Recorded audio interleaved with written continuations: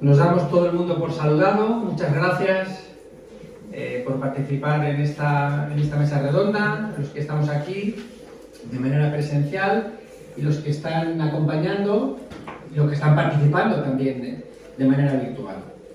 Así que bienvenidos y bienvenidas a esta mesa redonda encuadrada dentro de la Universidad de Verano del Humanismo Universalista que se está produciendo en estos días en el Parque de Estudio y Reflexión Toledo. El tema que vamos a tratar aquí y ahora es la acumulación científico-técnica y las nuevas posibilidades de evolución para el ser humano. Voy a ser muy breve en la presentación para dar paso a los ponentes, que unos están aquí, bueno, una está aquí, y los otros están de manera virtual, y así poder luego tener un espacio para dar paso a las preguntas y al intercambio, que para nosotros es muy importante. Es muy importante. Estamos llegando a un momento histórico de tal aceleración en el campo científico que por primera vez, y aunque sea como posibilidad, se empieza a vislumbrar oportunidades que hace poco tiempo eran inimaginables. Pero que exista el conocimiento científico necesario para producir determinados avances, ¿significa que tal cosa vaya a ocurrir necesariamente? ¿Qué condiciones han de cumplirse en el medio social y en el interior del ser humano para que esto ocurra y la ciencia esté efectivamente al servicio de la vida? El interés de esta mesa es acercar información, mostrarla desde un enfoque evolutivo y humanista, elevar nuestro punto de vista acerca de este momento histórico y su real importancia,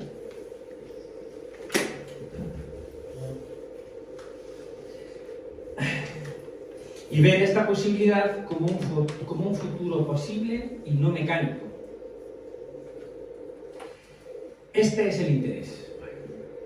Dar fundamento, fuerza y sentido a esta aspiración humana. Juana. Bueno, gracias. Hola a todas y a todos, a todes. Quiero agradecer a Imarchi, a José Luis, a los compañeros que están, los que van a intervenir por online, a todos los participantes online y a todas las personas que estáis aquí y a todos los amigos, en este caso masculino, que están colaborando en la parte técnica. Bueno, lo voy a leer porque nos ha dado muy poco tiempo Imarchi y entonces es más fácil leer y ser más adorar. Estamos viviendo un momento apasionante. Por primera vez en la historia, el ser humano tiene la posibilidad de dar un salto evolutivo, como lo fue en su momento la oposición del pulgar en una especie de primates que terminó convirtiéndose en lo que hoy es el Homo sapiens. Entonces, aquel ser desarrolló nuevas conexiones neuronales, nuevas funciones, aprendió a diferir respuestas ante determinadas situaciones, amplió su horizonte espaciotemporal, tomó conciencia de sí mismo, transformó el medio en el que vivía, etc. En definitiva, amplió su nivel de conciencia y tal vez fuera entonces cuando comenzara a ganar ese plus energético con el que cuenta respecto a otros primates. Ese plus que es físico también, pero que es también cultural, que es biocultural, a decir de especialistas como el profesor Ríos Frutos. Es decir, un plus que existe gracias al apoyo y trabajo de la comunidad. Este punto es esencial para comprender que avanzamos como personas y como humanidad al sumar fuerzas, al sumar energía, y que el individualismo y la competitividad, frutos del patriarcado, han sido un desvío en la dirección de la evolución del ser humano. Si aquel cambio, la oposición del pulgar, generó una nueva especie, hoy estamos ante la posibilidad de que el Homo sapiens se convierta, permitidme la expresión, en un ser verdaderamente humano, haciéndose más cierta, si cabe, la definición que Silo, fundador del humanismo universalista, diera. El hombre para Silo es el ser histórico cuyo modo de acción transforma a su propia naturaleza. O dicho de otro modo, un ser que a partir de su acción social por acumulación histórica ha transformado su propia naturaleza y está cerca de transformarla más radicalmente, convirtiéndose en un ser natural y biónico, en un ser creador de vida, en un ser humano Dios. Por acumulación histórica hemos llegado a un punto en el que los avances científicos y tecnológicos podrían permitirnos eliminar la dependencia de la naturaleza y sus leyes.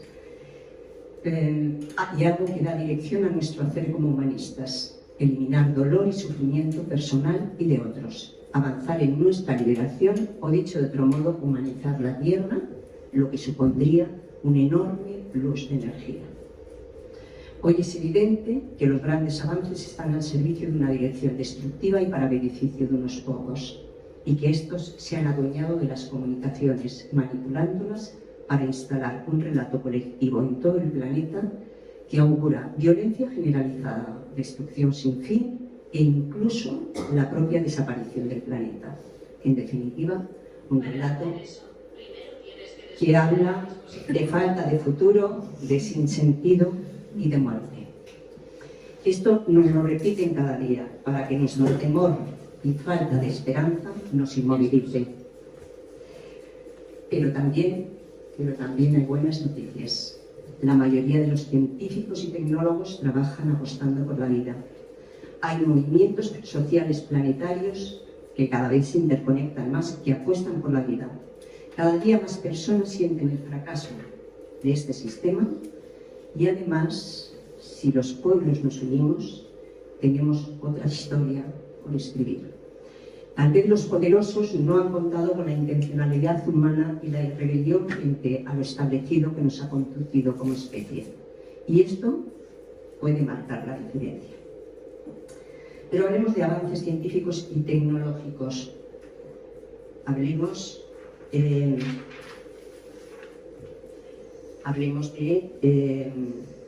avances increíbles en todos los campos imaginables y que se están dando de modo concomitante y en estructura. Avances que, direccionados a favor de la vida, nos permitirían liberar energía para dar ese salto evolutivo como especie que podemos ya intuir.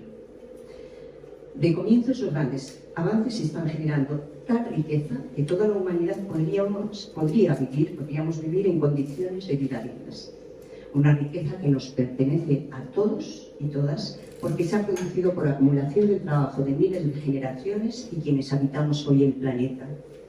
Y que, por tanto, si entre todos se ha generado, a todas y a todos ha de volver. ¿Y cómo podría volver? Por ejemplo, a través de la entrega de una renta básica para toda la humanidad.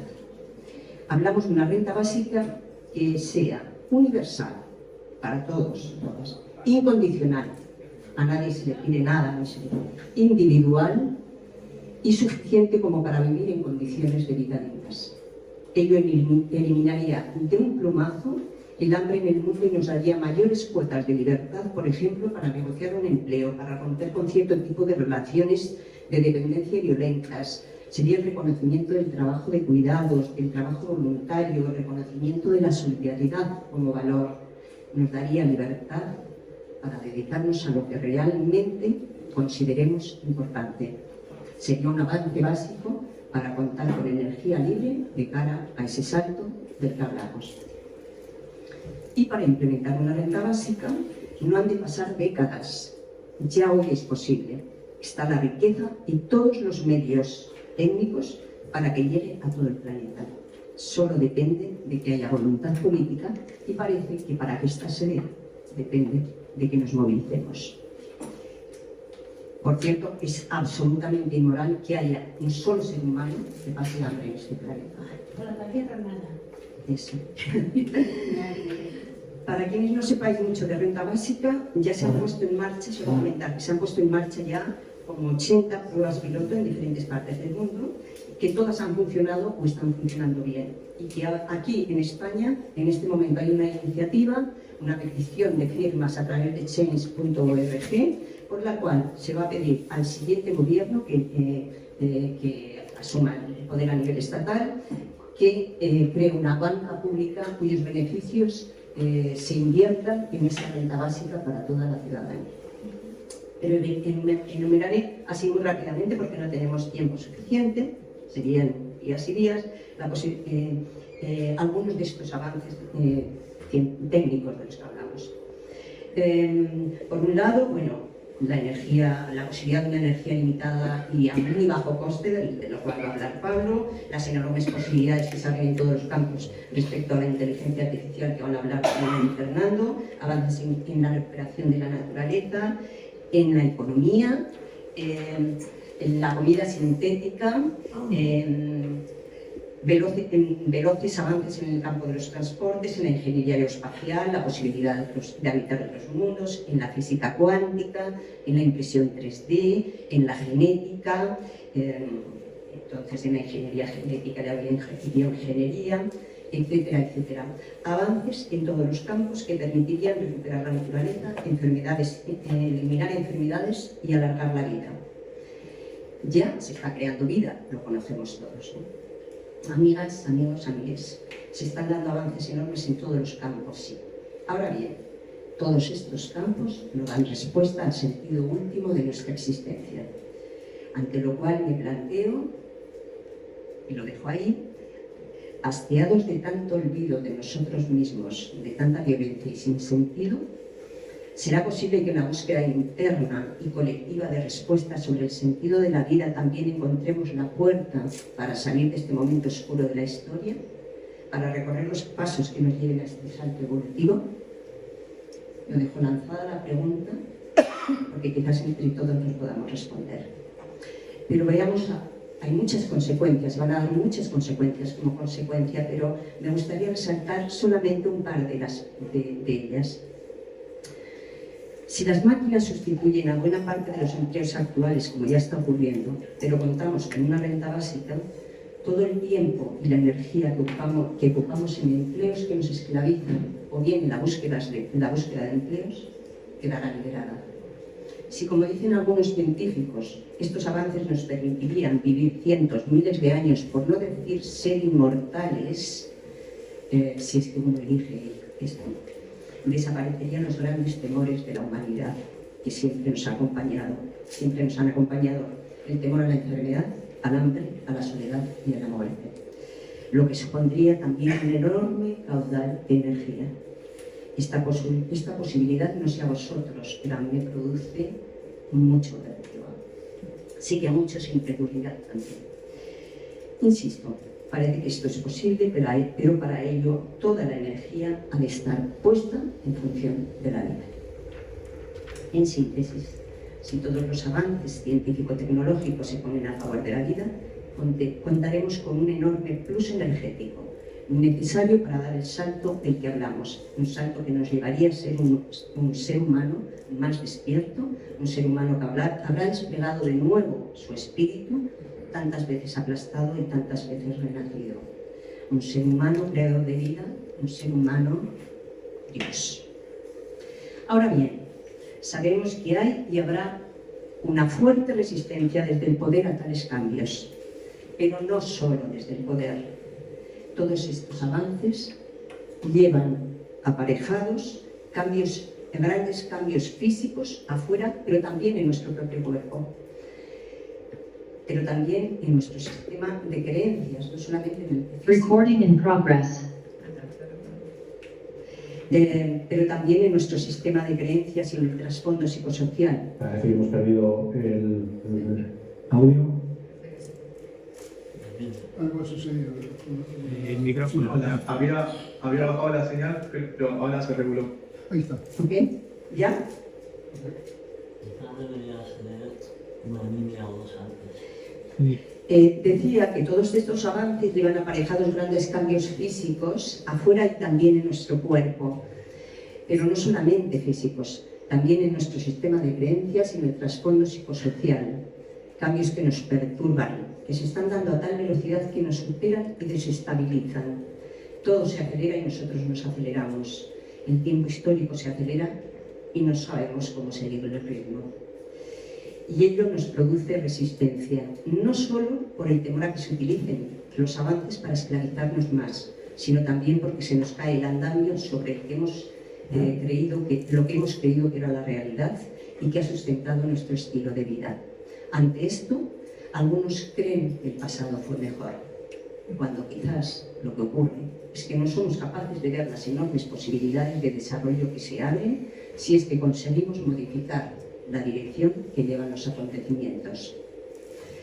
Amigas, estamos en un cruce de caminos y me parece que es legítimo preguntarnos: ¿aceptaremos que estos avances queden en manos de unos pocos negándonos el futuro? ¿O llegará un momento en que tanta violencia, dolor, sufrimiento nos produzca profundo rechazo, incluso físico, y ello nos lleve a decir basta? ¿Se desplegará en este momento y una vez más la intencionalidad y la rebelión frente a lo establecido que nos ha conducido como especie? Si es así, y es por lo que apostamos, tendrá sentido más que nunca preguntarnos si queremos vivir y en qué condiciones queremos hacerlo, y ponernos a construir ese mundo al que aspiramos, para cuya construcción necesitaremos, desde mi particular mirada, entre muchos otros elementos, estos que me parecen fundamentales. Como apuntaba antes, la movilización de la base social, pero una movilización que apueste por defender estos avances y que quede en manos de todas, todos. Configurar juntos una imagen movilizadora, esperanzadora de un futuro abierto y brillante, un futuro sin fin. Generar y multiplicar ámbitos horizontales e inclusivos en los que sentir que el otro es un ser profundamente valioso y que esto sea normal, en los que la atención o escucha activa y la solidaridad sean los modos de relación cotidiana, en los que la no violencia activa sea su herramienta de acción y en los que el propósito común sea la prioridad.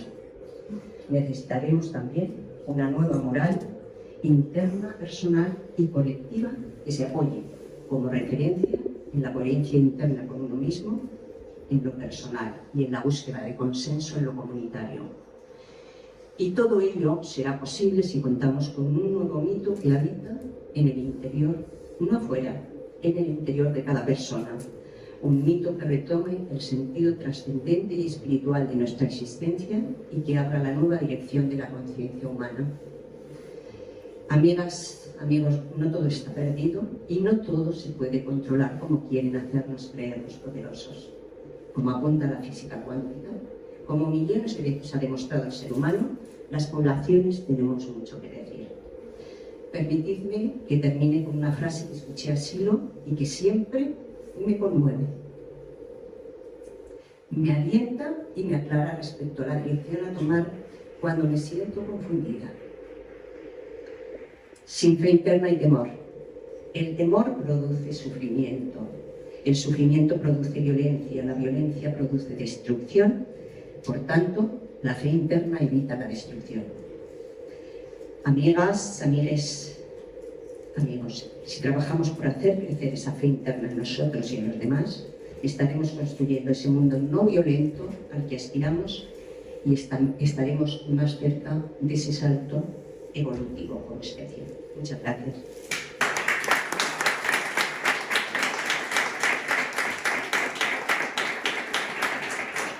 Muchas gracias, Juana. Muchas gracias, exactamente. Muchas gracias. Bueno, damos paso al siguiente ponente, Pablo Martínez. Es humanista, científico vinculado a la Universidad Nacional de Educación a Distancia, ha trabajado en muchos experimentos y reactores de fusión y actualmente está trabajando en el proyecto ITER, que en español es Reactor Termonuclear Experimental Internacional, que está ubicado en Francia. Pablo, cuando quieras. Vale, perfecto. Pues muchas gracias, Marchi, por la presentación. Lo primero, siento no estar allí con vosotros, me pilláis fuera de la península, así que para entonces, como no sabía muy bien la conexión que iba a tener aquí, porque estoy compartiendo con los datos del móvil, ayer me preparé un vídeo que es una presentación sobre la fusión nuclear, que es sobre lo que os voy a hablar. Entonces, dejadme compartir el vídeo y básicamente soy yo haciéndoos la misma presentación. Buenas, para los que no me conozcáis, yo soy Pablo y en esta parte de la sesión hablaremos de la fusión nuclear, una nueva forma de energía que promete ser la energía del futuro, limpia, sostenible y virtualmente inagotable. ¿Cómo afectará la llegada de la fusión nuclear no solo a las estructuras sociales, sino también a la experiencia individual del ser humano? Bueno, vamos con ello. Primero, el contexto. Nos encontramos en un escenario de aumento constante en el consumo energético global. En los últimos 60 años, la demanda energética mundial se ha triplicado. En la actualidad, el 80% de este consumo proviene de la combustión de hidrocarburos, que son el carbón, petróleo, gas y sus derivados, lo que resulta en la emisión de cantidades ingentes de gases de efecto invernadero, que son los responsables del cambio climático en el que estamos inmersos. El Acuerdo de París, un tratado internacional legalmente vinculante, destaca la importancia de lograr cero emisiones netas para 2050. La Agencia Internacional de la Energía sostiene que, para lograrlo, el mundo deberá generar el doble de electricidad en 2040 de lo que se generó en 2020. Y esto debe lograrse sin el uso de hidrocarburos a escala global y sin impactar negativamente en el desarrollo económico de los diferentes países. Según las últimas revisiones de dicha agencia, este desafío es alcanzable, sobre todo debido a los grandes avances en tecnologías verdes, como la solar y la eólica. Y aquí es donde entra en juego la fusión nuclear. Como su nombre indica, la fusión nuclear implica la unión o fusión de núcleos atómicos. Esto es lo que ocurre de manera natural en las estrellas. Debido a la intensa fuerza gravitacional que las comprime, se alcanzan altísimas presiones y temperaturas en los núcleos estelares, que son las condiciones necesarias para que los núcleos atómicos puedan fusionarse en núcleos atómicos más pesados. La conocida expresión "somos polvo de estrellas" es cierta. Todos los elementos que componen nuestro mundo, desde el oxígeno hasta el carbono e incluso el hierro, se originaron debido a la fusión de material estelar. La energía de fusión es la fuerza impulsora detrás de la vida en la Tierra tal y como la conocemos. En el caso de nuestra estrella, el Sol, se alcanzan temperaturas de hasta 15 millones de grados en su núcleo, debido a la tremenda masa del Sol, más de 300.000 veces más la masa de la Tierra. Allí en esta figura podéis ver la Tierra a escala, ese puntito blanco al final del todo. La propuesta que se lanza es, en esencia, traer el poder del Sol a la Tierra, pero mejorado. Y es que, sorprendentemente, el Sol es ineficiente en términos de producción de energía por unidad de volumen. Aproximadamente, el Sol genera unos 3 vatios por metro cúbico si consideramos todo su volumen, o alrededor de unos 300 vatios por metro cúbico si consideramos solo su núcleo. Para poner esto en perspectiva, esto es, respectivamente, lo que necesita una bombilla LED o una nevera estándar para funcionar, 1 metro cúbico de Sol. Y esto es así porque las reacciones nucleares que ocurren en el Sol tienen una baja probabilidad de ocurrencia, pero estas ocurren porque hay mucho material que se puede fusionar. El Sol funciona porque es inmenso. Sin embargo, no podemos replicar tal cantidad de materia en la Tierra, no es factible. Por lo tanto, por lo que se opta es elegir reacciones nucleares que tengan una probabilidad de ocurrencia más alta para que predominen sobre todas las demás. En la actualidad, la reacción nuclear favorita es la fusión de 2 isótopos del hidrógeno, el deuterio y el tritio, pero hay otras reacciones. Para poder lograr esto, esta reacción de fusión del deuterio y el tritio se requieren unas temperaturas de hasta 150 millones de grados, unas 10 veces más que la temperatura del núcleo solar. ¿Pero qué es esto del deuterio y el tritio? Bueno, pues son isótopos del hidrógeno, es decir, versiones diferentes del mismo elemento químico con diferente cantidad de neutrones. El átomo más sencillo que existe es este que veis, el hidrógeno, que tiene simplemente un protón en su núcleo y un electrón orbitando alrededor. También se conoce como protio. Su primo hermano, el deuterio, incluye un neutrón en su núcleo. Y por último, el tritio incluye en su núcleo un segundo neutrón. Y estos son los 3 isótopos del hidrógeno. Todos los elementos químicos tienen sus respectivos isótopos. A todos nos suena, por ejemplo, el carbono 14. Este es un isótopo del carbono. ¿Y por qué os cuento al final todo este rollo? Porque, como os dije al principio, las reacciones de fusión nuclear fusionan núcleos, no átomos. Así que es importantísimo qué componentes hay en el núcleo atómico. Y con todo esto es con lo que juega la fusión nuclear. Así, la reacción de fusión deuterio-tritio consiste en una recombinación de sus protones y neutrones que los forman. Después de la fusión obtenemos un núcleo de helio y un neutrón suelto. Sin embargo, aunque la cantidad de neutrones y protones no ha cambiado en esta reacción, ya que, como os he dicho, se trata de una recombinación de sus componentes, de los neutrones y los protones, la masa de lo que había antes de la fusión, es decir, el deuterio y el tritio, es mayor que la masa de lo que queda después, el helio y el neutrón, aunque estén formados por lo mismo. ¿Qué sucede con esta masa faltante? Bueno, se convierte en energía. Con la ecuación más famosa de la física del mundo probablemente, nos dice que una diferencia mínima en masa resulta en una gran cantidad de energía liberada. Y esta es la clave para la viabilidad de la fusión nuclear en la Tierra. Esto radica en conseguir tantas reacciones de fusión para que la energía emitida por todas ellas sea superior a la energía necesaria para inducir dicha reacción. Podríais tener la impresión de que el estudio de la energía de fusión nuclear es bastante novedoso. Sin embargo, abarca más de un siglo. Su historia está estrechamente vinculada a la gran revolución científica del siglo XX, donde se desarrollaron tanto la física relativista por un lado y la física cuántica por otro. Por otro lado, desgraciadamente, también hay una innegable relación con la industria armamentística más inhumana. Así que vamos con un poco de historia. En 1905, Albert Einstein publica la equivalencia entre masa y energía que os he enseñado antes, que es crucial para comprender la fusión. En 1911, Ernest Rutherford descubre el núcleo atómico y en el 18 descubre el protón. 3 años después, Arthur Eddington propone que la fusión del núcleo de hidrógeno en núcleos de helio es la reacción que alimenta las estrellas. Esta hipótesis se confirmó más adelante. En las décadas siguientes, entre 1920 hasta 1940, una multitud de físicos, entre los que se encontraban Louis de Broglie, Wolfgang Pauli, Max Born, Erwin Schrödinger, Werner Heisenberg o Paul Dirac, entre muchos otros, desarrollan la mecánica cuántica moderna. Esto fue vital para poder describir de manera correcta el comportamiento cuántico de las partículas y de los núcleos atómicos, y así poder hacer predicciones precisas. Grandes avances se siguen haciendo en los años siguientes. Sin embargo, es en 1932 cuando James Chadwick descubre el neutrón, formando parte del núcleo atómico. Esto abrió la posibilidad de estudiar los núcleos atómicos de una nueva forma, y esto es a lo que se dedicó Enrico Fermi y sus compañeros italianos. Realizaron una exploración sistemática de todos los elementos naturales conocidos, desde el hidrógeno hasta el uranio, que era el último que se conocía, a través de los neutrones. En este estudio produjeron hasta 40 nuevos isótopos que no se conocían antes. Sin embargo, en el último elemento conocido, el uranio, se descubre una anomalía que no se podía explicar entonces. Es en 1939 cuando Lise Meitner, Otto Hahn y Fritz Strassmann dan cuenta de esta anomalía. Descubren la fisión del uranio. Se ha fragmentado el átomo, algo que se creía imposible. Como sabéis, en ese mismo año estalla la Segunda Guerra Mundial, dando forma de manera irrevocable al futuro de la física nuclear.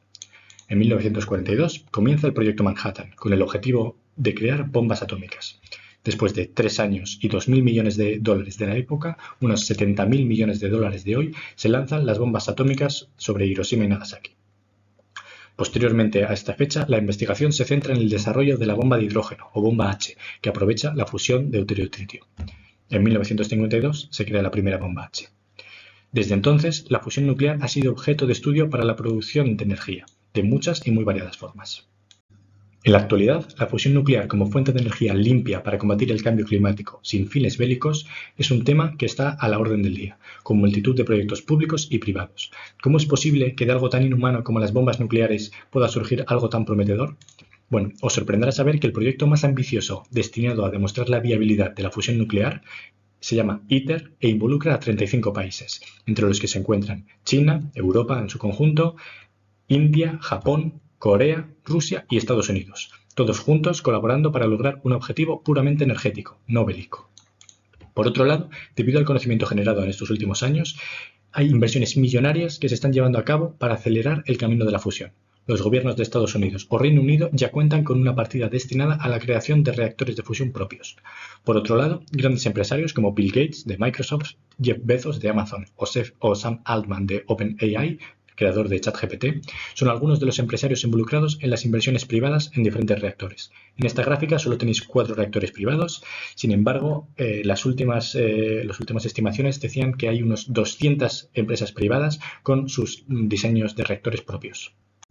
¿Y a dónde va todo esto? Bueno, pues en el paradigma actual los reactores de fusión podrían estar bajo el control de grandes compañías que financien los costos, que mantengan los beneficios y que eviten compartir información. Sin embargo, ¿quién dice que esta es la única posibilidad? Bueno, depende de nosotros aprovechar el conocimiento y los esfuerzos invertidos en la transformación no violenta del mundo. Es posible que el mundo requiera un cambio de paradigma, uno donde el interés deje de estar en uno mismo, sino en otros. Uno donde la colaboración global, sin fronteras, esté a la orden del día, con la intención de crear un mundo mejor, ya no solo para nosotros mismos, y ya ni siquiera para el otro, para el que tienes al lado, sino para todos aquellos que todavía no están aquí. ¿Qué mejor manera de llegar a este punto que integrando el objetivo final como parte del mismo proceso? A mí no se me ocurre otra manera mejor. En el caso de la fusión nuclear, este mundo no violento representa un entorno en el cual el acceso a la energía limpia, segura y virtualmente inagotable es una realidad global. La búsqueda de la fusión nuclear como fuente de energía no está exenta de desafíos técnicos y científicos. Uno de los grandes problemas de la fusión nuclear es la dificultad de mantener las condiciones necesarias para que la fusión se mantenga en el tiempo. Esto es, a su vez, la mayor garantía de seguridad. Otros obstáculos son los que se mencionan aquí: autoproducción del tritio, selección de materiales que aguanten las condiciones extremas y la radioactividad inducida en los materiales debido a los productos de la reacción de fusión, la generación o la conversión a energía eléctrica, etcétera, etcétera. Sin embargo, la posibilidad de traer la fusión a la Tierra abre caminos que no eran posibles antes. Imanes superconductores que operan a mayor temperatura, nuevos diseños de reactor que pueden aprovechar otras reacciones nucleares o incluso que tengan conversión directa a energía eléctrica. Nos encontramos en una época de constante revolución en el campo de la fusión nuclear. Este vídeo que acabáis de ver corresponde al funcionamiento real de un reactor de fusión llamado JET. Es la versión anterior al reactor ITER, del que os he hablado antes.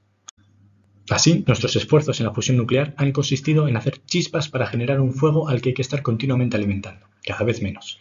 Hemos variado los ingredientes, las técnicas y las máquinas que utilizamos, generando así conocimiento sobre lo que funciona y lo que no, con el objetivo de que en un futuro cercano poder aprender a controlarlo. Así, podemos abrir una nueva puerta en la historia de la humanidad. Recordad el Tratado de París: 0 emisiones netas para 2050. Para que la fusión nuclear contribuya a esta meta, será necesario contar con varios reactores de fusión conectados a la red eléctrica en la década de 2040.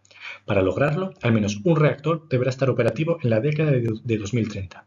Por consiguiente, es en esta década de 2020 cuando debemos demostrar la capacidad tecnológica de un reactor de fusión. Debemos aprender a controlar y transformar la energía de este fuego primordial para llegar a tiempo y revertir la situación climática. Además, la producción de energía eléctrica es solo el primer paso. Es básicamente como utilizar el fuego solo para cocinar alimentos y dar cuenta de nuestras necesidades básicas.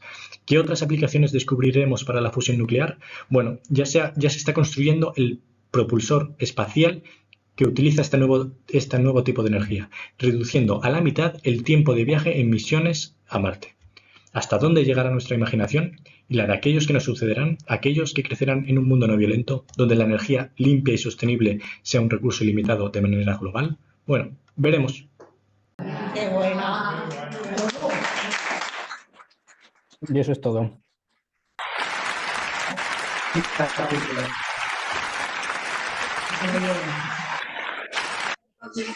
Bueno, ahí los ecos de los aplausos por todo el planeta.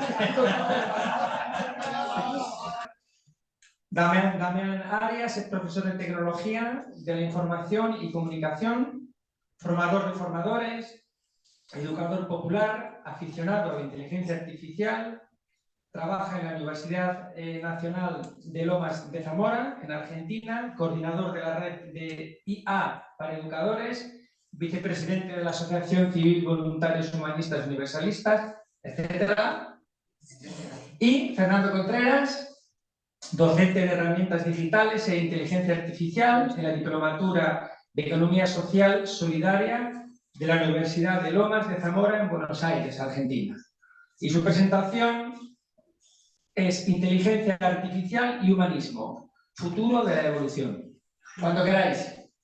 Hola amigos, mi nombre es Fernando Contreras. Junto con Damián Arias vamos a hablar sobre inteligencia artificial. Damos gracias a la Universidad de Verano del Humanismo Universalista, gracias al Parque Toledo y a todos los amigos por estar aquí hoy. Saludamos a los que están a través de este Zoom y a los que están de modo presencial en la sala de Parque Toledo en España. El avance de la civilización humana puede ser lento, pero no se detiene. En medio de desastres naturales, la guerra, las tragedias, este avance no se detiene. El desarrollo de lo humano como especie es gracias a la acumulación histórica del trabajo de generaciones que lo precedieron. Esa acumulación histórica es la que ha dado nacimiento hoy a la inteligencia artificial. Y en particular a lo que llamamos la inteligencia artificial generativa. ¿Por qué? Porque genera algo que antes no existía. Por ejemplo, genera una imagen, un texto o una música que antes no existía. Esta es una nueva tecnología que la vemos presente en páginas web, en aplicaciones y también y se están creando nuevas herramientas. Está revolucionando todo el quehacer humano, la ciencia, la tecnología, la medicina, la agricultura, etc. Es un cambio de paradigma que está a la altura de la creación de la imprenta. Por lo menos eso creemos nosotros. ¿Por qué? Porque pone el conocimiento humano al alcance de cada vez más gente. El tema que nos invita a reflexionar es acerca de la dirección. Por ejemplo, tomemos el caso de la energía atómica, con la cual se crean bombas atómicas que matan personas y también se crea energía para el bienestar de las personas. Así, esto vale para cualquier herramienta de creación humana. El tema es la dirección. Y el futuro de la evolución humana depende de esa dirección. ¿Cuál es la dirección que propone el humanismo?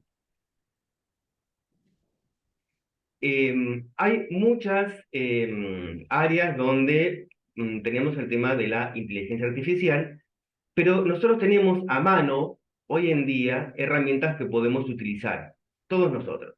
Por ejemplo, con el tema del bienestar, la calidad de vida y la alimentación saludable, nosotros podemos utilizar una herramienta que ya contamos todos nosotros en nuestro ordenador con Windows.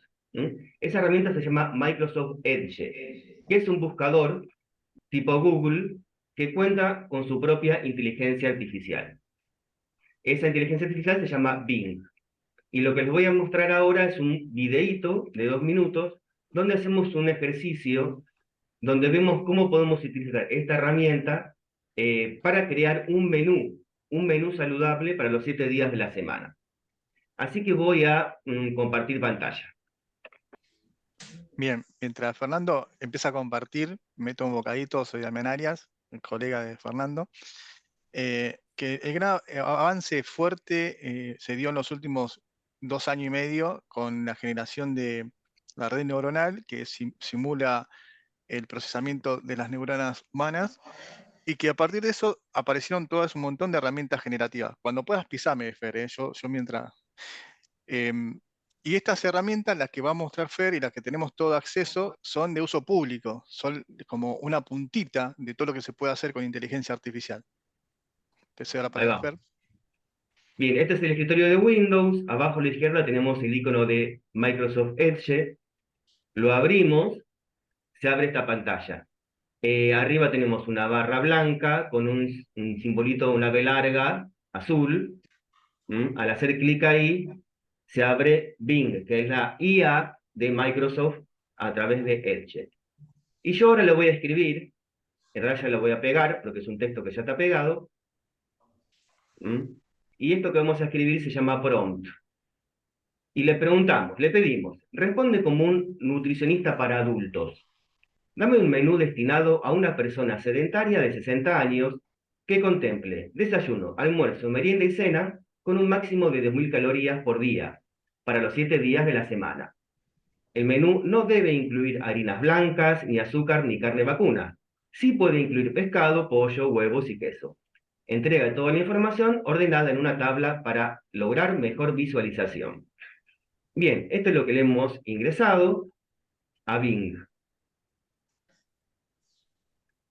Corregimos la B, pen, ahí va. Listo, entonces empieza a generar la respuesta.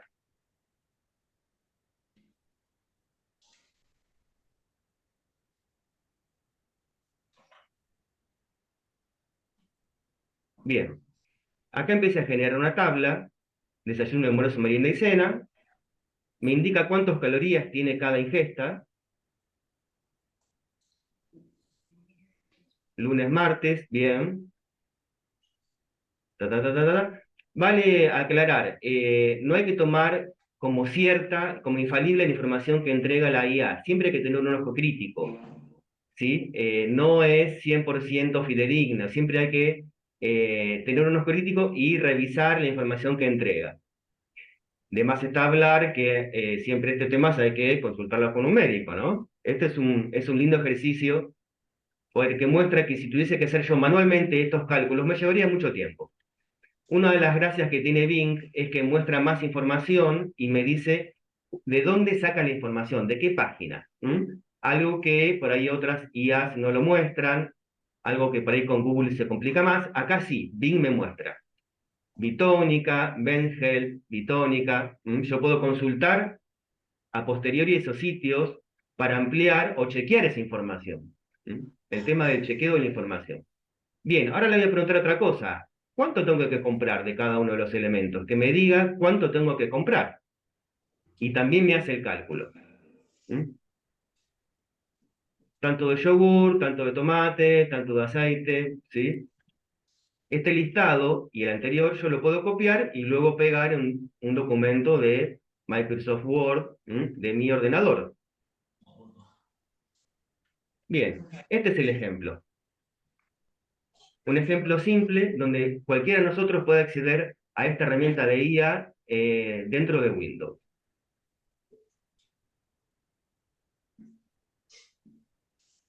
Bien. Damián, te cedo la palabra, amigo. Bueno, gracias, Fer. Bueno, como bien planteaba Fernando, tenemos acceso y la posibilidad de usar la inteligencia artificial, varias distintas, entre ellas Bing, ChatGPT-3, Cloud 2, bueno, hay un montón. La mayoría de estas que nombré son principalmente generativa de textos y de programación, pero esa es la punta del iceberg, ¿no? Digamos, de lo que se puede hacer. Eso es lo que llega al público general. Dentro del desarrollo de la inteligencia artificial hay un montón de aplicaciones. Actualmente se está usando mucho para ayudar a personas con discapacidad. Acá vemos algunos ejemplos, ¿no? Como sillas inteligentes, donde la silla se va acomodando y va mejorando el recorrido, le muestra el mapa del recorrido. Bueno, esta sería como la parte más de compensar cuestiones para equilibrar las posibilidades motrices, de observación, etcétera, en las personas, ¿no? Pero hay un montón de desarrollo que viene llevándose adelante gracias a la cantidad de datos que puede manejar la inteligencia artificial y las modelaciones que puede hacer. Puede modelar esquemas de ADN, cómo procesar diferentes químicos, cómo pasar unos genes de una parte a otra y qué va a pasar en el organismo. Bueno, todo eso lo permite solo la inteligencia artificial. Y no solo eso, sino la ingeniería, por ejemplo, los edificios, qué estructuras, los materiales, cuánto pueden resistir y hacer distintas pruebas en la realidad virtual sin que impacten en la vida, ¿no? También las pruebas de laboratorio, o sea, una vez que empiezan a tocar los genes, gracias también a tecnologías que se desarrollaron junto con la inteligencia artificial o con la inteligencia artificial, por ejemplo, están los biorobots, que son microorganismos que generados a partir de manipulación genética, y también están los nanorobots, que son estos, ¿sí? Que bueno, que pueden ya sea generar una conexión entre una secuencia de ADN para restaurar un problema genético o superar una enfermedad, y también pueden reconstituir tejidos o llevar medicamentos a diferentes órganos puntualmente del cuerpo, ¿no? O sea, todo eso con nanorobots o con biotecnología, que es una nueva forma de manejar, que no son robots, sino que son microorganismos codificados, programados genéticamente, y que la inteligencia artificial ha dado la puerta a esas posibilidades. También hay interfaces interfaces para que se puedan leer las ondas cerebrales. Ya Elon Musk está diciendo que ya pueden leer el pensamiento. Es probable que sí, que con algunos desarrollos que ellos tengan y algunas inteligencias artificiales que ellos tengan, probablemente eso esté funcionando.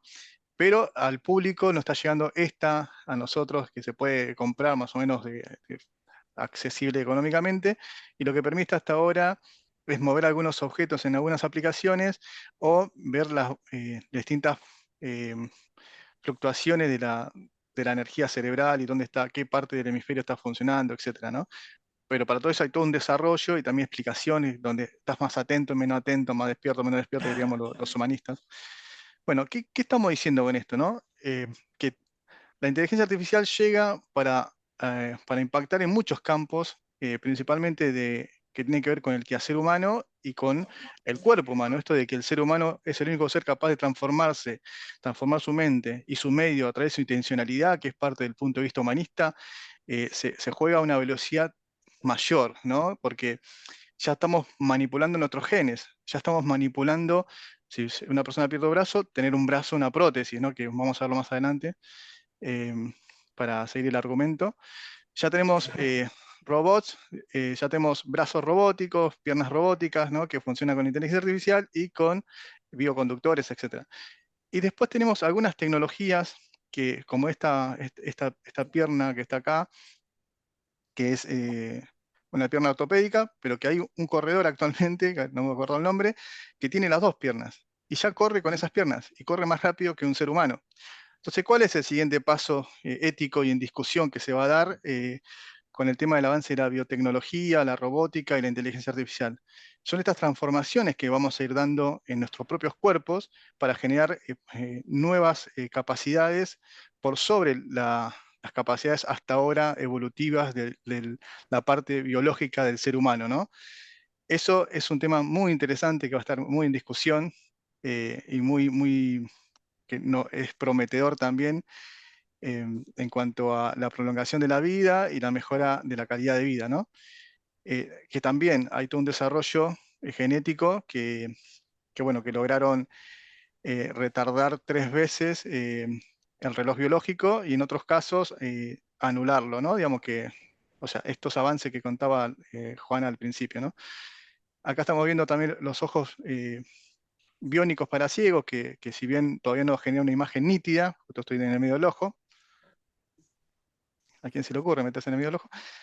Que también ya por lo menos pueden superar un lazarillo, un bastón, y las personas ciegas ya podrían tener un ojo biónico, si bien todavía no tiene la gama de colores y la precisión del ojo humano, ya está en desarrollo, ¿no? Y lo siguiente tiene que ver con los robots, que ya están, gracias al avance de la inteligencia artificial, se pudo acelerar el proceso de aprendizaje de los robots. Antes los robots tenían que programarlo con programación dura y con eso iban entendiendo el entorno y aprendizaje error, pero con programación. Con ChatGPT y las inteligencias artificiales basadas en red neuronal, están aprendiendo el entorno, ya perciben el entorno y aprenden, y hasta tienen visión del entorno, que antes no lo tenían. Esto fue lo último que pasó en los últimos 2 meses. Entonces, ¿qué pasa? La inteligencia artificial actualmente aprende de sí misma. Entonces, en la parte virtual, el acelere en el aprendizaje es velocidad luz. O sea, generan código a velocidad luz. Así como escribía recién el texto para dar la respuesta a Fernando, escriben código de programación complejos. Entonces, la velocidad de desarrollo de los robots en estos próximos meses va a ser terrible. Y ya es terrible. Ya hubo un encuentro hace un mes, no, hace 2 meses atrás, donde estuvieron trabajando la ética sobre los temas éticos con los robots a nivel mundial, justamente porque estamos en la etapa donde los robots ya están interactuando con el ser humano, ¿no? Digamos, ya están, no son autómatas todavía, no tienen autoconciencia, digamos, pero son muy similares las respuestas que dan, que pareciera que sí muchas veces, ¿no? Bueno, esto de los vehículos autónomos, que Tesla también ya lo sacó al mercado, son vehículos que van solos, como las películas que hemos visto, ¿no? Que te llevan hasta tu casa, ahora sí hasta donde quieres ir y te llevan, y que disminuyen mucho el margen de accidentes, etcétera, ¿no? Igual también hubieron algunas secuencias complejas con esto, así que hubieron accidentes también, obviamente, y todavía con las legislaciones en algunos países, necesita que haya un operador virtual testeando que esté funcionando bien, ¿no? Por el momento estamos en esa instancia. También hay desarrollo de drones que sirven tanto para el tema de, o sea, de tomar registro visual, de llevar alimentos, llevar medicina. Esto siempre desde el punto de vista nuestro, ¿no? Desde el punto de vista humanista, que es la evolución humana, la ayuda, la solidaridad, la reciprocidad, ¿no? Obviamente también está todo el desarrollo armamentístico, que no estamos de acuerdo y que nosotros consideramos que hay que transformar eso. Pero hoy por hoy se puede encontrar una persona rápidamente con los drones, poniéndole la imagen y usando también las cámaras con inteligencia artificial, se puede encontrar muy rápido una persona. También se están usando drones para cultivos, para fumigaciones, para riegos, para incluso cosechar frutillas y frutos muy pequeños, que lo va sacando y lo pone en en una cesta, aunque no lo crean. Y fíjense que eso va ahorrando tiempo, de energía, ¿no? O sea, hay todo un tema con esto del trabajo, porque obviamente que atenta contra el mercado de trabajo desde el punto de vista hegemónico capitalista, pero también si nosotros lográramos, como dijo Juana, generar conciencia y una renta básica universal como base y las garantías de que la producción, la productividad de los robots no quede solo en manos de los dueños, de los desarrolladores, sino de las comunidades, de los colectivos y del ser humano, sí nos podría liberar energía disponible para dedicarnos a los trabajos verdaderamente humanos, que son la investigación, el desarrollo, el arte, ¿no? Y la gestión comunitaria, ¿no? Que esos son los trabajos verdaderamente humanos. Lo demás son trabajos muchas veces mecánicos, repetitivos y muchas veces hasta absurdos, ¿no? Que tenemos dentro del sistema. Otra de las herramientas que nos parece re importante destacar es la traducción automática. Actualmente se está generando una traducción automática también de esta sesión, lo está haciendo la inteligencia artificial de Zoom, y eso lo que nos permite es tener un registro escrito de todo lo que pasó y después lo podemos pasar por Cloud 2, ChatGPT 3 y alguna otra herramienta, cualquiera de ellas, y pedirle una síntesis. Y te genera una síntesis en minutos. Entonces, no necesitas que una persona esté escribiendo y que después se vea el video y esté escribiendo todo lo que pasó. Bueno, todos esos tiempos operativos es tiempo de libertad humana, ¿no? Y lo que decía acá también es que ya tenemos traductores en tiempo real, o sea, podemos estar charlando con una persona que hable en inglés, no sé, alemán, italiano, y poder traducir en el momento, ¿sí? Ya existen esas herramientas hoy, el traductor universal que se ve en Star Trek, que, bueno, ya casi estamos ahí un paso de que sea un pequeño dispositivo, ¿no? Otra cuestión que ya la nombraba antes es el crecimiento exponencial que se viene dando, que ahora estamos dentro de una singularidad. Y para nosotros, la aparición de la inteligencia artificial, que en este momento solo replica acciones humanas, es un momento de la historia que el siguiente va a ser no solo cuando la replique, sino cuando la supere, que ya está pasando con algunas cuestiones. Por ejemplo, los últimos avances en la forma de guardar la información que tiene que ver con ecuaciones matriciales. Hay una inteligencia artificial que desarrolló una ecuación que superó los últimos 50 años del avance en las matemáticas. O sea, esa ecuación no la desarrolló un ser humano, la desarrolló una inteligencia artificial. ¿Qué quiere decir esto? Que ya estamos teniendo conocimiento suprahumano o metahumano, o como queramos llamarle. En el futuro cada vez va a ser mayor. Entonces es re importante que nosotros los seres humanos trabajemos esto de la adaptación y la comunicación con las nuevas inteligencias artificiales y tecnologías, porque vamos a necesitar poder comunicarnos bien para entender esos procesos y llegar a la raíz de los resultados. Porque el problema es que es como hoy ante un mono, ¿no? Que el mono tiene un 20% menos coeficiente intelectual. Al mono no le puedo explicar este PowerPoint. Les puedo, quizás si está entrenado, podemos comunicarnos con lenguaje de señas, me puede entender algunas cosas del plano medio, del mundo de este entorno físico, pero ya con las abstracciones vinculadas con la economía, con la filosofía, etcétera, al mono lo perdemos por ese 20% de diferencia en el coeficiente intelectual. Cuando la inteligencia artificial logre nuestro nivel de coeficiente intelectual y al día siguiente lo supere, ¿qué nos va a pasar a nosotros? ¿Qué es lo que no vamos a poder entender de lo que está pasando? Que algunos ya están planteando que hoy ChatGPT 4 le está dando algunos problemas porque hay cosas que no se entienden cómo las racionaliza, cómo las genera, cómo las produce, ¿no? Digamos, los mismos que la crearon a veces quedan sin entender algunos procesos, ¿no? Y como para ir redondeando y cerrando un poco la propuesta, a ver, disculpen que tengo un montón de cartelitos en la pantalla. Para nosotros, el ser humano en su evolución va a necesitar de la inteligencia artificial y va a tener que usarla en función no solo de su propia intencionalidad creciente, sino también para exigir a los gobiernos del mundo que pongan esto en discusión, todos estos puntos que están acá, que ahora vamos a tratar de leerlo rápido porque se nos acaba el tiempo, y que no creemos que la inteligencia artificial sea la que nos va a cambiar la vida y el mundo. O sea, sí va a cambiar la vida y el mundo, pero lo que va a cambiar la vida y el mundo es que uno esté cada vez más consciente de sí mismo y de lo que hace, ¿no?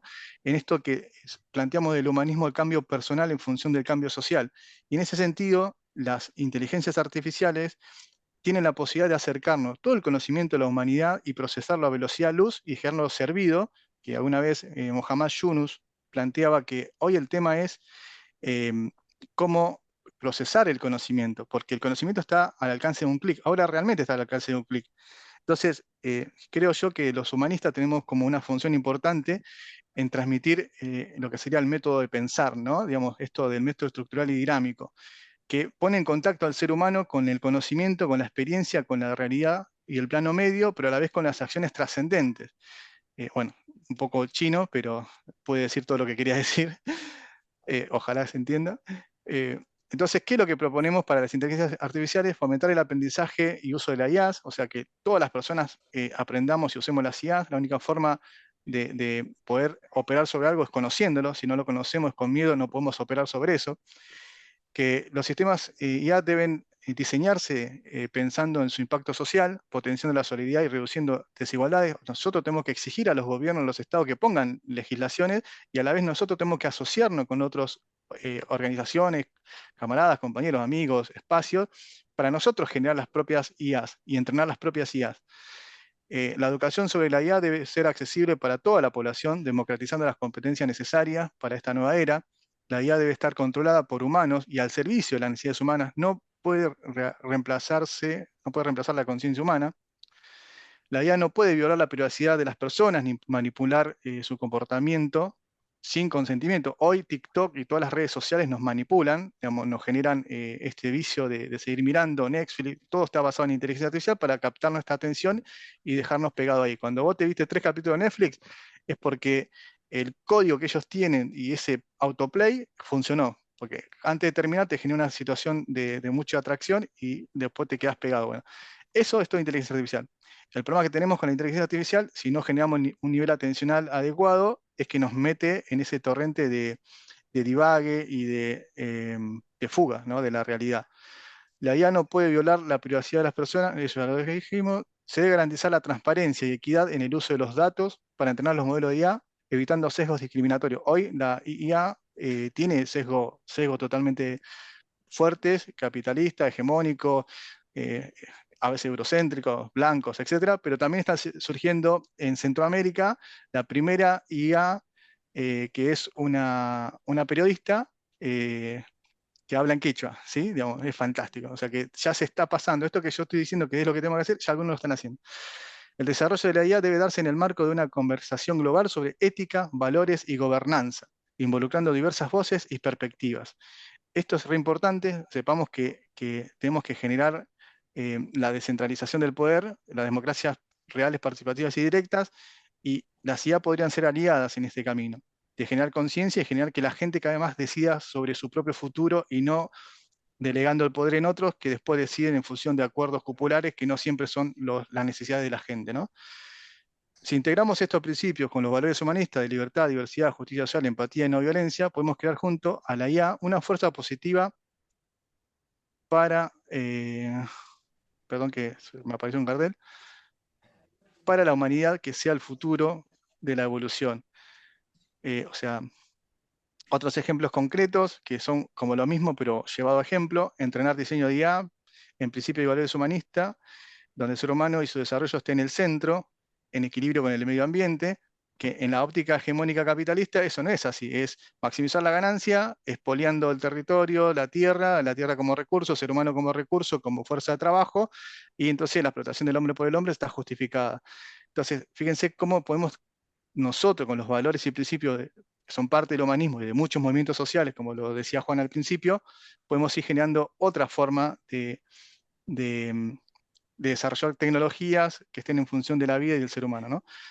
Generar plataformas participativas donde comunidades diseñen soluciones con IAs a sus necesidades locales, iniciativas para que la IA ayude a preservar, revitalizar las lenguas y las tradiciones de poblaciones indígenas, afrodescendientes también, leyes que prohíban el uso de la IA para la vigilancia masiva o la manipulación política. Esto tenemos que hacer fuerza en esto también, porque allí generan gobernantes desde la hegemonía, ¿no?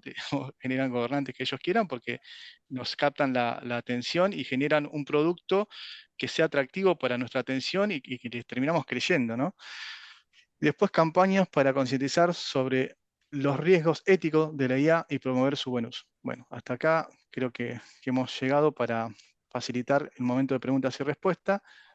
Hay alguna otra cosita más, pero que se la dejamos. Aquí tienen links a varios documentos de lo que presentamos. Pueden profundizar en su conocimiento de forma autodidacta. Esto les puede llegar por correo si quieren. Las imágenes que usamos fueron descargadas de estas herramientas y estas plataformas. Gracias a Fernando. Y acá nos presentamos nosotros, que ya nos presentaron, pero si quieren alguno captar el código QR y entraría a mi Linktree.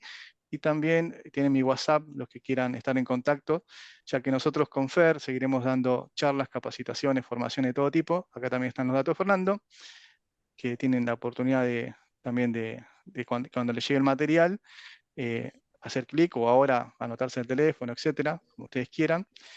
Y les agradecemos mucho por este tiempo de atención para que podamos charlar en la mesa redonda. Muchas gracias. Amigos, quería hacer una síntesis de todo esto. Pensamos que estamos al inicio de un cambio humano. Es un cambio que se viene palpitando desde lo más profundo de los corazones de las personas. Ansiamos el surgimiento de una nueva sociedad humana, que se intuye en las miradas y se refleja en las acciones de cada uno de nosotros. Aspiramos que las inteligencias artificiales sean herramientas que permitan alcanzar el último paso necesario para salir de la prehistoria humana, es decir, erradicar el hambre en el mundo, lograr una distribución equitativa de la riqueza, proporcionar oportunidades justas para todos, vencer las enfermedades y finalmente dar el salto definitivo hacia las estrellas. Muchas gracias y quedamos con la parte de preguntas y respuestas. Mi pregunta es, ¿qué tipo de personas o colectivos son capaces de generar toda esa programación? ¿Y cómo es que el ciudadano medio nos sentimos y tan desempoderados en todo eso y los demás no? Y ahora es lo mismo. ¿Esto es un fenómeno intencional? ¿Se está quedando atrás las escuelas, las universidades de todo este proceso y están avanzando algunos monopolios? ¿Es intencional? ¿Es una cosa que, bueno, pues está el que espabila avanza? ¿O realmente hay una confusión muy grande para que la gente seamos analfabetos? Y en definitiva la pregunta es, ¿de dónde salen estos genios que están generando estas cosas? Yo tengo la sensación, bueno, todo lo que se dijo en esta charla me parece perfecto, creo que describe la situación actual del desarrollo de la tecnología, solo que a mí me suena un poco antropocéntrico todo, en el sentido de que ya hay un ente que ha aparecido en la Tierra y que no es humano. Y a mí me da la sensación de que somos como monos hablando de humanos, para la comparación, sobre ese ente que ya ha nacido.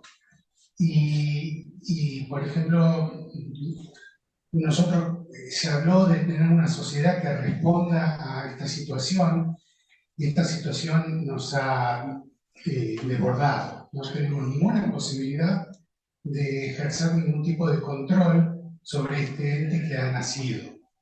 Esperemos que sea bueno.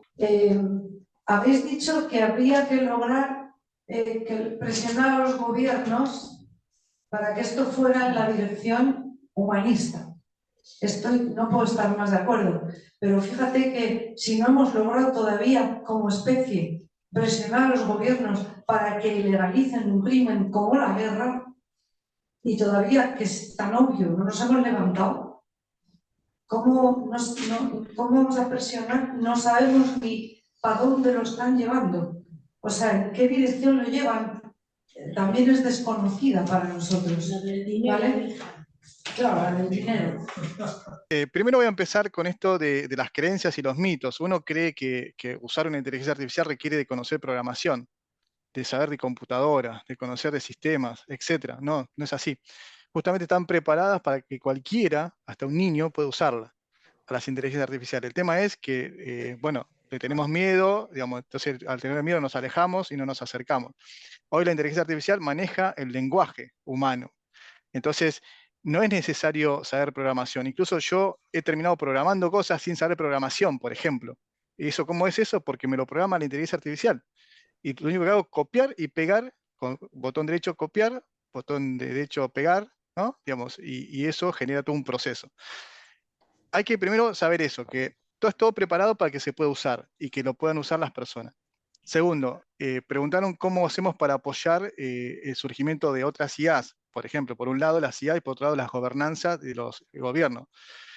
Lo de las IAs existe, por ejemplo, Open Assistant, que es una inteligencia artificial que hemos apoyado varios de Latinoamérica y de Europa, que les pasé el link, está en el chat, que es una inteligencia artificial descentralizada.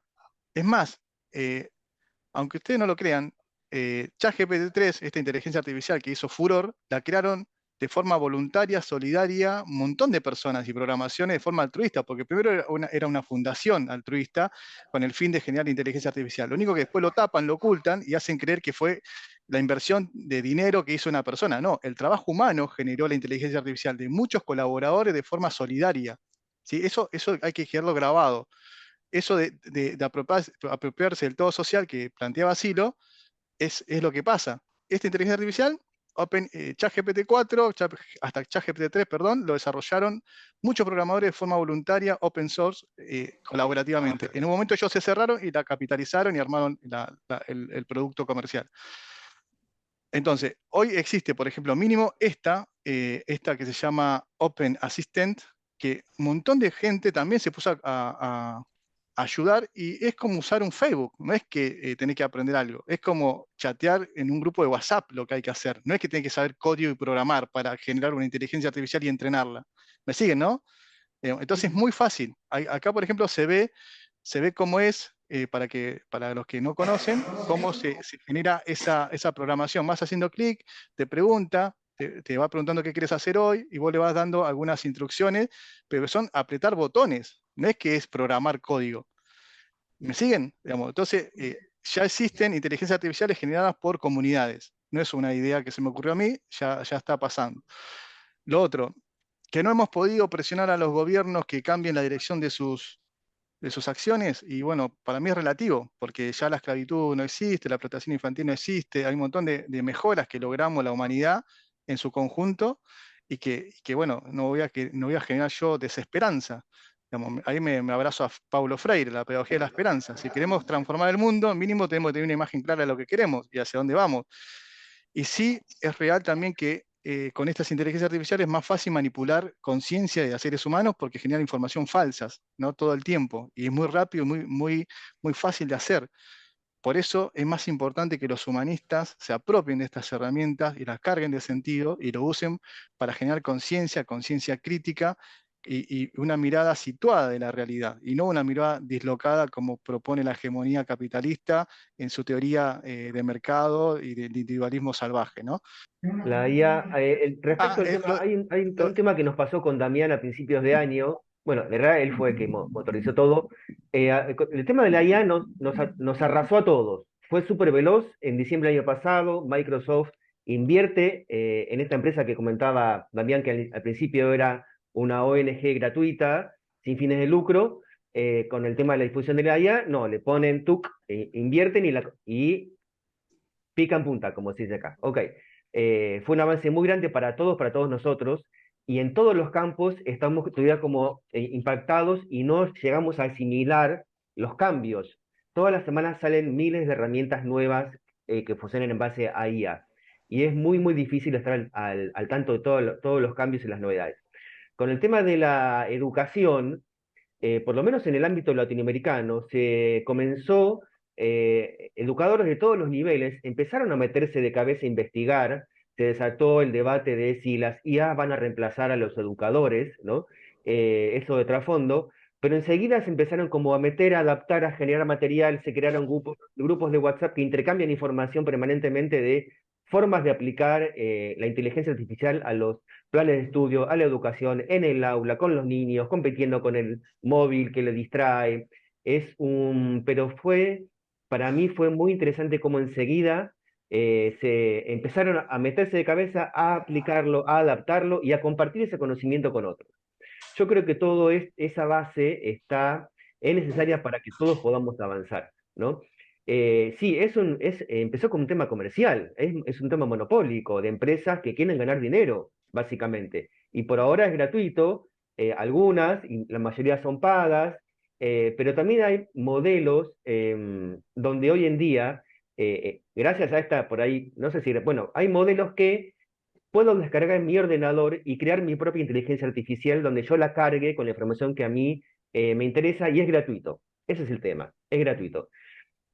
En general, todas las nuevas tecnologías al principio, en la historia, por lo menos en este último año, eh, aparecen como libres para todo el mundo y luego se empieza a cerrar y se transforma en un tema solo comercial de una vía. Por ejemplo, el tema de la radio o la televisión, al principio era de 2 vías y abierto para todo el mundo, y hoy es monopólico donde solo recibo el mensaje de las corporaciones que le interesa que yo piense de un modo en particular. Estamos en un momento con el tema de la IA, en un momento de ventana donde tenemos a disposición un montón de herramientas gratuitas. Ahora voy a dejar una página web que es un repositorio mundial de herramientas gratuitas y pagas, ¿sí? Para todas las categorías. Y yo creo que es momento de que nosotros nos metamos, preguntemos, empecemos a practicar, nos metamos en grupos de WhatsApp, cómo se puede aplicar el tema de las herramientas con inteligencia artificial al tema en el cual está uno particularmente, y se abre todo un mundo nuevo. Pero yo creo que la solución es que nosotros nos metamos, que nosotros practiquemos, preguntemos, probemos las herramientas en nuestros celulares, en nuestros ordenadores, y eso va a ir inclinando la balanza hacia lo que necesitamos las personas y como sociedad humana, me parece, ¿no? Bueno, creo que cierro con esto para no extenderme más. Vale, sí, os puedo leer unos cuantos de los que están por aquí. Son varias las preguntas. Algunos son, por ejemplo, ¿qué herramientas de IA pueden ayudarme, por ejemplo, para la investigación educativa? Creo que ya, Fernando, si publicas el listado, seguro que allí pueden encontrar la inteligencia artificial que les apetezca. Por ejemplo, a ver, leo la primera, una de aquí de Carlos Rosique. Dice, mi pregunta aquí es, se habla mucho de que hay que regular la inteligencia artificial, pero son los estados que están queriendo regular lo que puede causar en lo que sigue controlando los poderosos con censuras y controles, por supuesto, dinerarios. ¿No os parece que el open source y la no regulación es la mejor garantía de que la inteligencia artificial reporte en beneficio de todos? Bien, ahí le dejé, aparte de Fer, que ya le dejó la página donde están más de 600 herramientas digitales de inteligencia artificial, le dejé la sugerencia Perplexity y Cloud2 y Bing para citar, son herramientas para la investigación. Yo lo estoy usando para estudiantes, cuando doy clase les pido que usen inteligencia artificial, esa es la forma de combatir esto también y generar posibilidades. Mira, es complicado en el sentido de que si es superior a ChatGPT 4 o ChatGPT 5, que ya lo están haciendo trabajar, la parte de automatizaciones es complicadísima. Esa es la parte que a mí me da vértigo, porque ya ha pasado inteligencias artificiales que la han puesto a hacer desafíos, por ejemplo, cuando todavía no tenía la posibilidad de mirar, de ver y reconocer imágenes, le pidieron a la inteligencia artificial que lea un código CAPTCHA. Entonces la inteligencia artificial le pidió, lo que hizo fue llamar por teléfono a un operador y pedirle a una persona, a un humano, decirle que lo contrata para que le pase el código CAPTCHA que figuraba en esa pantalla. Y él dice, ¿pero por qué no lo hace vos? Él dice, porque soy no vidente y no puedo ver y se me rompió el aparato que tengo en la computadora, el programa. O sea, convenció a un ser humano, ¿no? Digamos, de que era un ser humano. ¿Me siguen, no? Entonces, ese nivel de complejidad del desarrollo en las automatizaciones, si vos pones esa tecnología totalmente liberada, por lo menos para mí es preocupante, digamos. Sí, para mí tiene que generar una posibilidad real de algún acompañamiento de los estados y comunitario, ¿no? No los estados solos, también las comunidades, ¿no? Digamos, la sociedad organizada, la comunidad, la sociedad, o sea, como queramos llamarle esa parte, ¿no? Una pregunta o una cuestión para Pablo, porque a mí, hablando con él, me habló un poco de la paradoja que se está produciendo con la construcción del proyecto ITER, que es de tal envergadura y requiere tantos recursos que está obligando, entre comillas, a los países a cooperar en vez de a competir. Y a mí me gustaría un poco, Pablo, si podrías un poco ampliar este punto de vista que me parece muy interesante, ¿no? No sé si es posible. Sí, claro. Bueno, el caso es que ahora mismo la fusión nuclear es algo que, bueno, que tiene que estar para allá cuanto antes y es un reto. Hay muchos retos que hay que resolver aún. Os mencioné alguno de ellos. Entonces, lo que pasa es que ahora mismo es un problema tan grande, pero tan necesario que hay que resolver, que uno solo no puede ni hacerse cargo de los costes ni del tiempo necesario para investigar todas las cosas a la vez.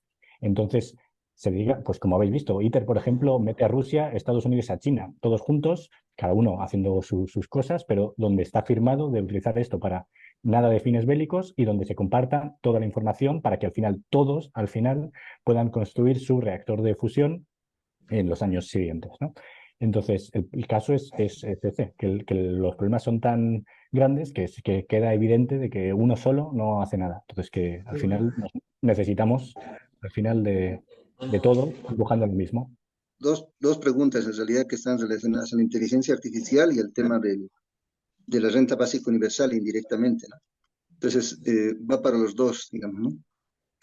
Por el lado de la renta básica universal, perdón, de la inteligencia artificial, estoy obviamente totalmente de acuerdo con el que es como cualquier desarrollo tecnológico, ¿no? Depende cómo lo usemos los seres humanos, ¿no? Y en ese sentido, digamos, lo podemos usar para la educación, para la formación, incluso para el mismo tema de la formación humanista, ¿no? En todo el mundo.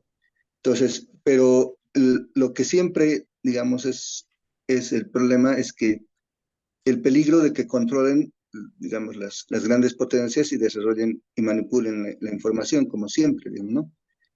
Y ahí mi pregunta va precisamente, ¿cómo podemos hacer para, por ejemplo, potenciar, o sea, y por eso está desarrollado el tema de la renta básica universal, potenciar en el mundo con inteligencia artificial la posibilidad de construir esa renta básica universal, especialmente, y yo tengo la duda, en los países latinoamericanos, ¿no?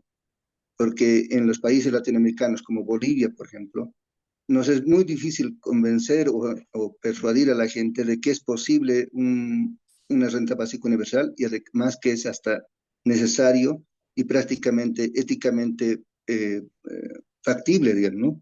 Desde el punto de vista de cómo humanidad podemos hacer frente. Entonces, esas dos cositas quería preguntar y bueno, obviamente tal vez la segunda pregunta va más dirigida a Juana.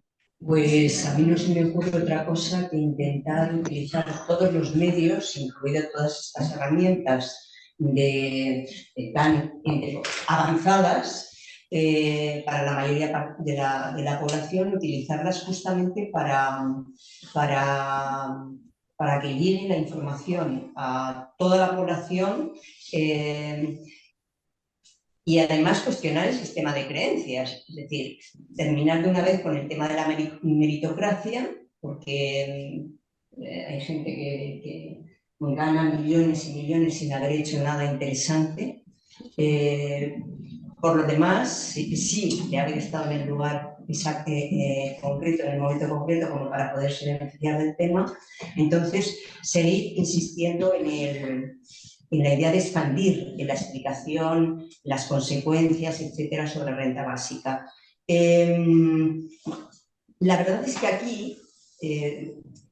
aquí en Europa hubo, con el tema en el momento de la pandemia, de la COVID-19,